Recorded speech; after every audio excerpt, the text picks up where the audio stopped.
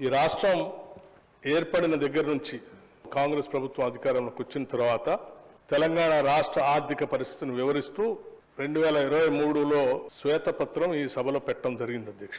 ఆ పత్రంలో చాలా స్పష్టంగా ఏ విషయాన్ని కూడా దాయకుండా సాధ్యమైనంత మేరకు మాకు ఉన్నటువంటి సమాచారం మేరకు పూర్తి స్థాయిలో రాష్ట్ర రుణ భారాన్ని 6,71,757 కోట్లుగా నిర్ధారించి స్పష్టంగా ఈ సభ ఉంచాం అధ్యక్ష.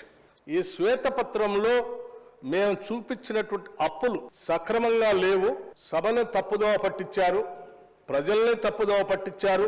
తప్పుదోవ పట్టించడమే కాకుండా గత సంవత్సరం కాలంగా మీరు అప్పులు ఎక్కువగా చేశారు, చేసిన అప్పులతో ఏమి ఆస్తులు సృష్టించలేదు, ఏమి చేయకుండా తెచ్చిన అప్పులన్నింటినీ దుబారా చేశారు అని చాలా ఆందోళన చెందుతూ ఆర్థిక శాఖ మంత్రిగా పనిచేసినటువంటి మిత్రులు హరీష్ రావు గారు చాలా ఆందోళన చెందుతూ సభలో సభ బయట కూడా చాలా పెద్ద ఎత్తున మాట్లాడుతూ వచ్చారు అధ్యక్ష. సో దీనికి సంబంధించి రాష్ట్ర ప్రజలకి మేము ఆనాడే ఏ రకంగా అయితే శ్వేతపత్రానికి సంబంధించినటువంటి సమాచారం ఇచ్చామో ఆ ఇచ్చినటువంటి సమాచారం తప్పు అని చెప్పి వారు కొన్ని ఆర్బీఐ సంబంధించిన రిపోర్టులు తీసుకొని వచ్చి చూపిస్తా ఉన్నారు.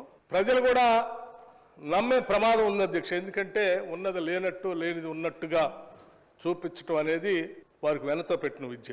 వాస్తవంగా మేము ఆ రోజు ఉన్నటువంటి అప్పులు సంబంధించి చూపించింది 6,71,757 కోట్ల అధ్యక్ష. రై రయ్యమంటున్న అమరావతి